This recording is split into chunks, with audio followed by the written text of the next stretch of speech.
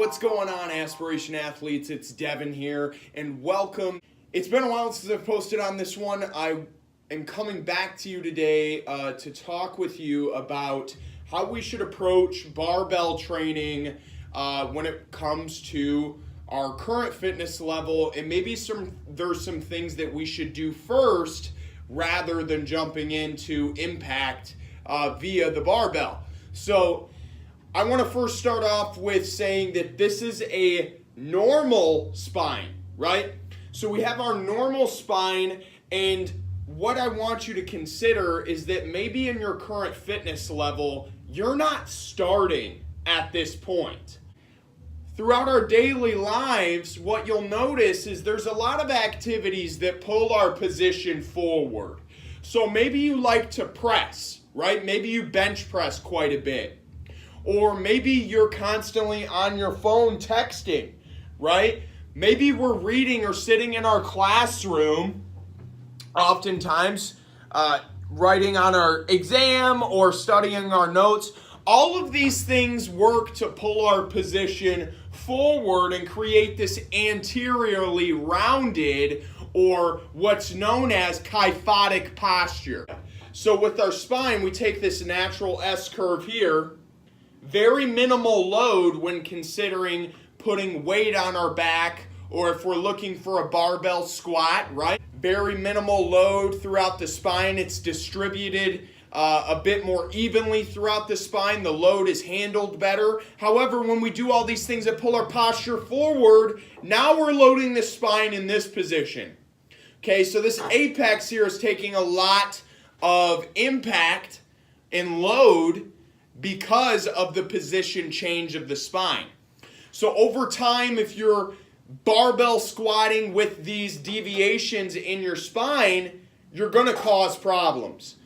That load is significantly increased. You may be barbell squatting 225, but because of the angle of the spine here in this kyphotic posture, you're loading much more than that on the spine, and this is where people commonly have disc issues or can damage or sever nerves in their spine.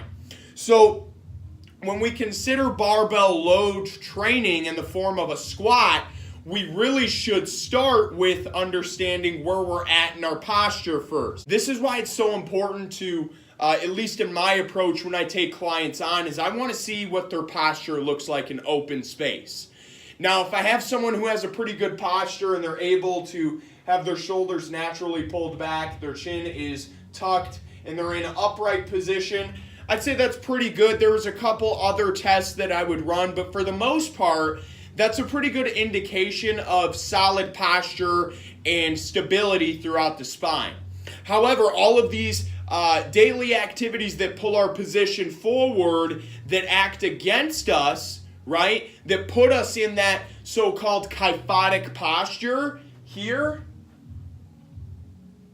these are all things that can be a detriment to our compound lifts via the squat. So if you consider that load in the form of a squat with these deviations in your posture, you're not just working harder, you might be causing damage to the body. So to kind of correct these issues and to work to bring yourself into a more upright position so that you can handle a load efficiently on the body, what you're going to want to work to do is improve the muscles that work to retract or work to hold and stabilize good posture. So we're talking about your posterior, right? And I'll get into some of the nitty-gritty musculature that's involved there. But ideally, if we're rounded out forward in this kyphotic posture here, it's probably because we're either pushing too much in our workouts forward in an anterior plane, and we're not training our posterior enough. So what you would do is do more back work. Pull your position into a better upright position by working those back muscles.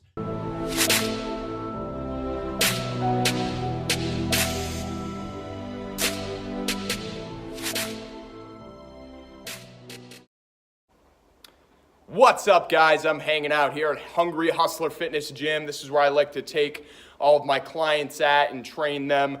So today I'm going to be walking through a few exercises that are working to correct our posture and working to pull our posture into a better position to compensate and correct for that kyphotic posture. So our first exercise here is the low back shoulder lift. We're going to work at tucking that chin to keep our spine neutral and safe. We're bracing that core so we can get our low back erectors isolated and pinching those shoulder blades at the top and holding. Our next exercise is a Teres Major retraction. So the Teres Major is a scapular retractor that works to stabilize the rotator cuff and stabilize our scapula. So this one we're going to work on taking a TheraBand and making 2 holes that we can slip our elbows into. From that point, we're going to pinch our shoulder blades back, creating tension throughout the mid and upper back here, and really holding that scapula back in that retraction point. Now, our last exercise is the mid-trap lift. This one's pretty simple. You find an anchor and you're going to keep your elbows at a very slight bend but arms extended and pinching through the upper back, retracting the scapula.